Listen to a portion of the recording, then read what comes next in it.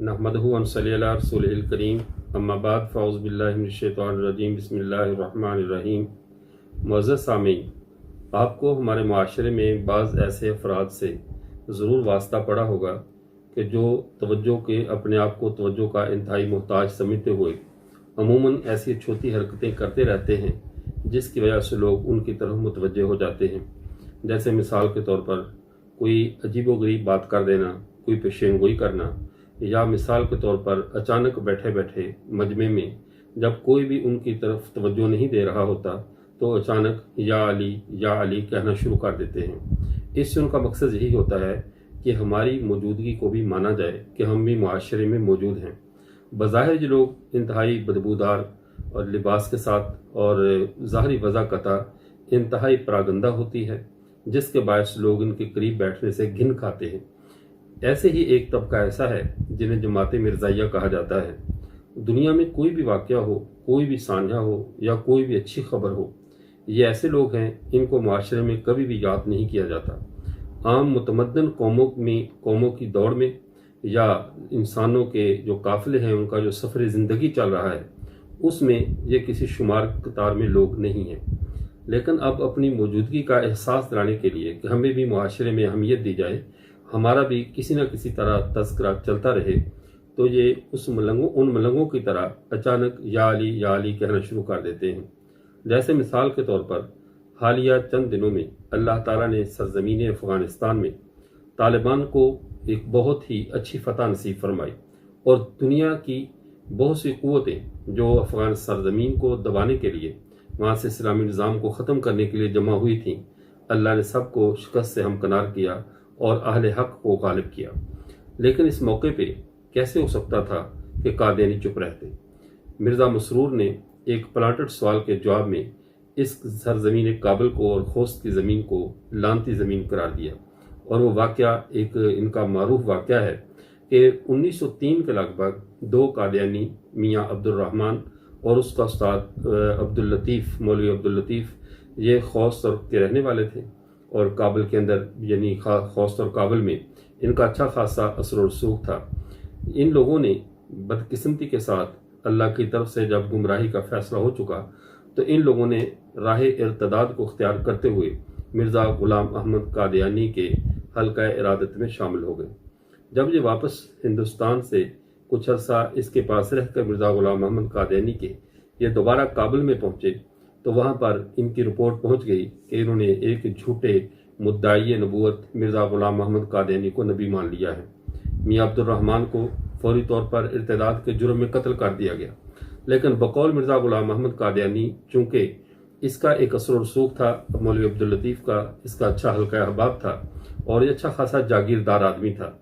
اس کو بار بار جو والی افغانستان تھا، والی کابل تھا،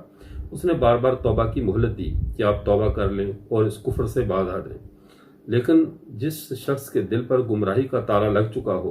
اور جب تک اللہ اس کے کھولنے کا فیصلہ نہ کرے تو کسی کی کوشش کیسے ثمر بار ہو سکتی ہے؟ بالآخر جب اس نے کسی طرح بھی حق کو قبول، حق اس کے دل میں نہ اترا تو امت مسلمہ نے باضابطہ فیصلے کے تحت وہاں کے قاضی القضات نے، علماء نے، اور اس کو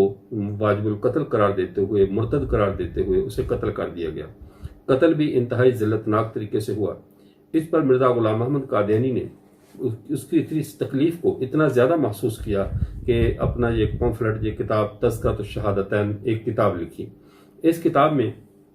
اس نے یہ کام کیا کہ شروع میں تو وہی جو مرزا غلام محمد قادیانی کی عادت ہے کہ پہلے اپنی وہی پرانی تحریروں کی جگالی کرنی شروع کرتا ہے، پہلے ان تحریروں کی جگالی کی، اپنے فضائل بیان کیے، اپنے مناقب اور اپنے دعوی، پھر چند صفحات پہ میاں عبد الرحمن اور مولوی عبداللطیف کا کچھ تذکرہ کیا، اور آخر میں حسب عادت، جو اس کا ایک عادت ایک قبیحہ تھی کہ کوئی بھی کام ہو اس نے اپنے لیے چندہ ضرور مانگنا ہوتا ہے، تو اس نے آخر میں پھر اس کتاب کے اندر چندہ مانگنا شروع کر دیا کہ مجھے جماعت احمدیہ کے لیے چندہ دو، اب میاں عبداللطیف نے جان دے دی ہے اور تم کیسے احمدی قادیانی ہو کہ تم چندہ بھی نہیں دیتے۔ تو آج اس تحریر کی روشنی میں کچھ باتیں عرض کرنی ہیں۔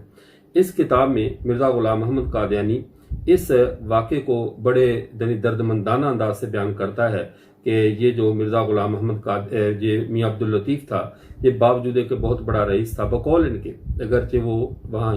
کابل کے اندر اس کی حیثیت ایک بھنگی جتنی بھی نہ ہو، لیکن جب مرزا قادیانی کے حلقہ ارادت میں شامل ہوگا اس کو والی کابل اور پتہ نہیں کیا کیا کچھ علماء کا سردار اور رئیس اور بہت کچھ بنا دیا۔ اب اپنی اس کتاب کے اندر مرزا غلام محمد قادیانی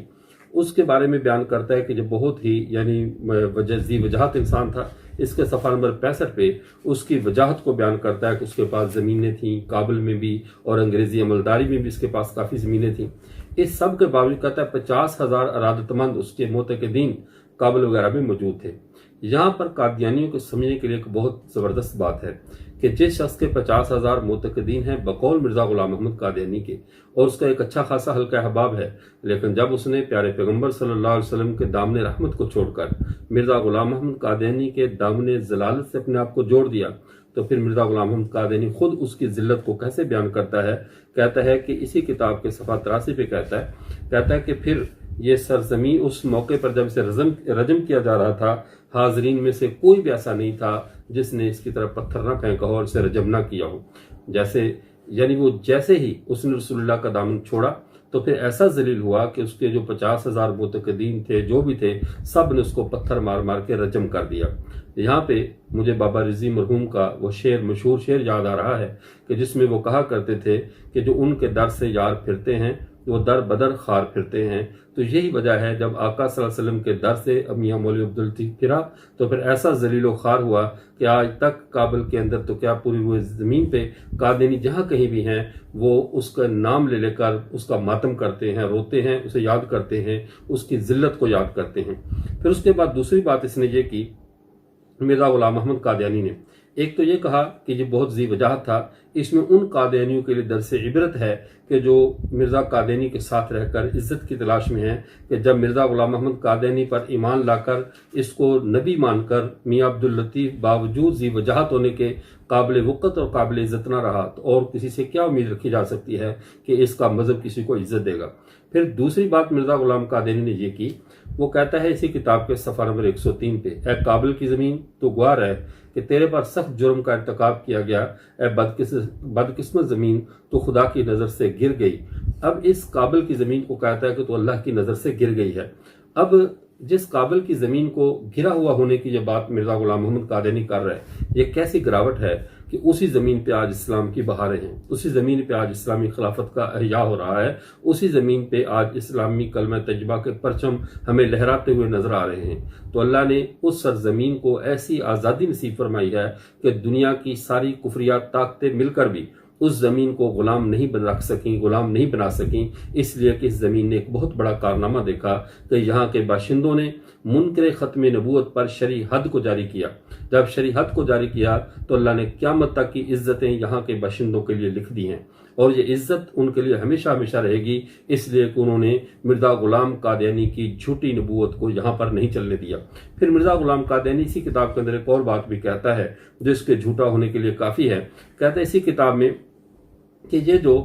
صفحہ نمبر 75 پہ کہتا ہے کہ اس کا خون جو عبداللطیف کا خون گرا ہے، اس کی مثال ایک تخم کی ہے۔ کہہ رہے یہ خون اس تخم کی مانند پڑا ہے جو تھوڑے عرصے میں بڑا درخت بن جاتا ہے اور ہزارہ پرندے اس پر بسیرا لیتے ہیں۔ یہ صفحہ نمبر 75 ہے جس کی تذکرۃ الشہادتین کا۔ اب ہم قادیانیوں سے ایک سوال پوچھتے ہیں، پورے کابل میں ایسا درخت بنے، تخم ایسا بیج ڈالا گیا، بقول اس کے اس کا خون تخم بن کر وہاں پہ گرا اور درخت بنا، اور اس میں یعنی ہزارہ پرندوں کے جہاں بسیرا لے سکتے ہیں۔ کتنے قادیانی اس کے بعد ہوئے کابل میں؟ کتنے لوگ ہیں جنہوں نے افغانستان میں قادیانیت کو قبول کیا؟ اس سے ثابت ہوا اللہ تعالیٰ نے اس زمین میں قادیانیت کا تخم ریزی نہیں ہونے دی، بلکہ اس کا تخم ہی مار کے رکھ دیا۔ اس کے بعد آج تک سرزمین کابل میں کوئی بھی قادیانی نہیں دیکھا گیا، اس کا سایہ بھی نہیں دیکھا گیا۔ ہاں چھپ چھپا کر جیسے پوری دنیا میں سگے آوارہ کی طرح چھپ چھپا کر رہتے ہیں، ایسے رہے تو علم میں نہیں، لیکن اسی طرح جیسے عبداللطیف نے جہاں جرت کی تھی اسی طرح اگر قادیانی اب بھی جرت کر کے دیکھیں تو ابھی بھی ان کو پتہ چل سکتا ہے کہ ان کی کیا اوقات ہے سرزمین افغانستان۔